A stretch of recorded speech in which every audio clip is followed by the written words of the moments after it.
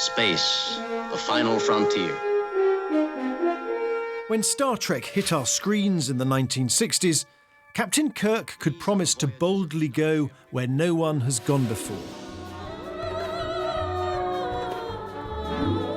But these days, that final frontier is getting rather crowded, as they've noticed in the White House. Space. Going to be a lot of things happening in space. Above all, there are many more satellites orbiting the Earth. Space is becoming increasingly congested.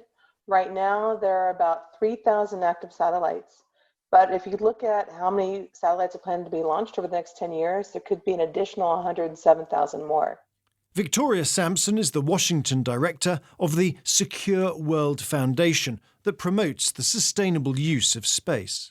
There are still some of the billion-dollar exquisite satellites where they're the size of a school bus and have all the bells and whistles. But a lot of satellites are becoming smaller. Potentially, there are some that are toaster size. 3, 2, 1, 0. Ignition and liftoff. Earlier this month, Elon Musk's SpaceX organisation launched another 60 satellites in one rocket. But not all satellites are commercial. Many are state-owned, and it's not always clear what their purpose is. In July, Russia was accused of testing a satellite weapon. The US has set up a military space force. So, amid rising congestion and tension, Britain has begun a diplomatic campaign to draw up new rules for responsible behaviour in space. As space becomes more congested, the likelihood of accidents and miscalculation and misunderstanding increases.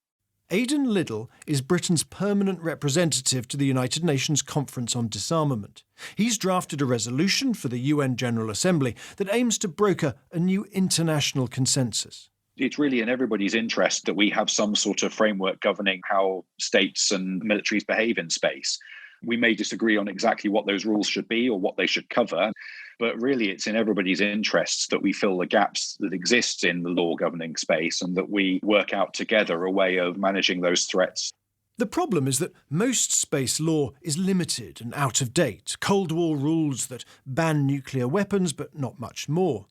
These days, satellites can be threatened by electronic jamming, cyber attacks, lasers, and so on. Now, you might think all this is happening in a galaxy far, far away.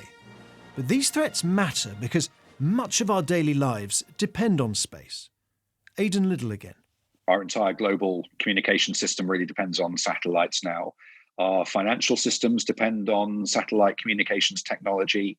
We depend on GPS not just for getting to the shops, but also for emergency response. If those systems were to be targeted or disrupted, it would have a huge impact on civilian life. The list goes on. Cash machines, online deliveries, farming, fishing, navigation, pretty much any military activity from reconnaissance to firing missiles. They all need satellites to work. But can Britain's space diplomacy really make an impact? Gabriel Eleftheriou, who heads up the Space Policy Unit at the think tank Policy Exchange, is cautious. I personally don't think there are many chances of getting any major agreement on the major issues. There are more chances of getting coalitions of the willing coming together around voluntary codes of conduct that can gain weight and become standard practice in space operations. But he believes Britain is right to be in there, shaping the rules as space technology prepares for revolutionary advances in the final frontier.